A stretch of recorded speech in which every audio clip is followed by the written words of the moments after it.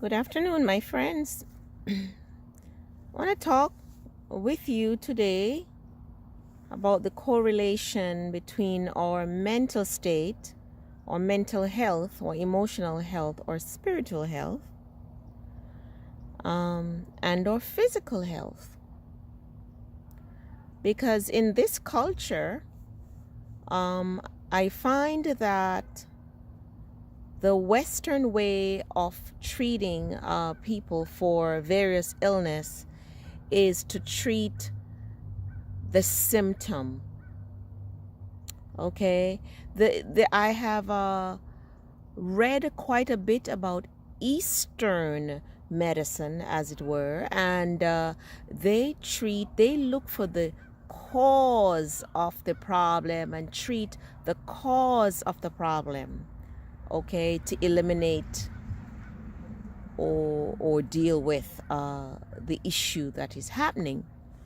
I remember some years ago when I was very, very, very ill, and I knew that I did not intend to use conventional Western medicine to treat myself.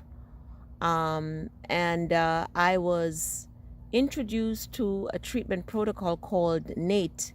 It's an acronym, NAET. And the acronym stands for the name of the physician who came up with that treatment protocol. She's out of Nepal, over there in India. And the treatment protocol was to find out the root cause and treat the root cause in order to eliminate the symptom or the problem. Okay? And many of the problems that we have, many of the physical health problems that we have, are a result of unhealthy mental state, unhealthy emotional state, unhealthy spiritual state, which manifest themselves as physical symptoms. For example, if we're stressed out, something is going on, we had a fight with our mate, we we have a fight with our mate, or children are stressing us out, and or issues on the job, we end up with headaches. Some of us end up with symptoms of constipation, diarrhea, abdominal pain, dizziness, all kind of problems, insomnia, can't sleep, to name a few. So whenever we're ill, we are our best physicians. Okay? We're our best physicians. We should, by a process of elimination, try to figure out what is the root cause. Why are we ill? What's going on? Okay? And get some help, someone to talk to, spend time in prayer and meditation, and figure out a solution to the emotional, spiritual, or psychological problem that we're having, so as to eliminate the problem.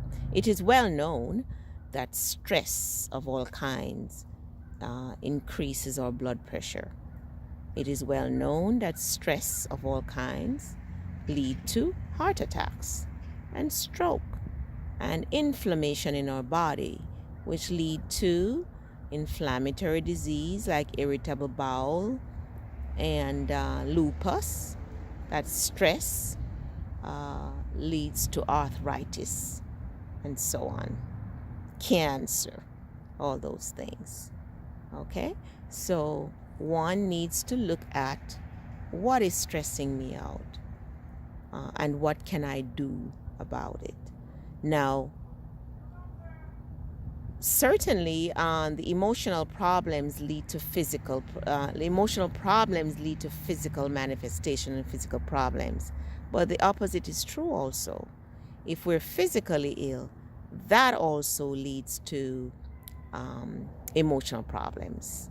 If we eat poorly, we will end up depressed, constipated, and anxious. And constipation is known to cause anxiety, depression, and stress. Okay, if we eat poorly, we will end up with blood pressure problems. We will end up with heart disease and breathing problems, and all of those diseases lead to anxiety, depression, stress, fear, etc. So when I talk about health, I'm talking about overall health that we need to address. Now, eating healthy, mainly a plant-based diet, and getting moderate exercise, walking half an hour, 30 minutes, for 30 minutes, 5 days a week, can significantly decrease our stress and anxiety level, help with our sleep, and in return, help with our physical health. And also, doing all of that, walking 5 days a week, or most days of the week, 4 days or more, for half an hour, and eating healthy will help us to keep our weight down and help to eliminate pain and help us to be healthier, and in return we will be happier and less stressed out and less depressed and be able to sleep better. So it all work hand in hand.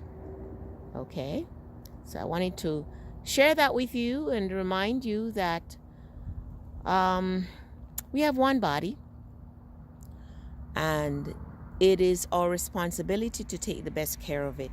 Our bodies are the temple of God, and we need to take the best care of our body. If we don't, who will? There was a saying in my culture, if the sick doesn't care, why would the doctor care?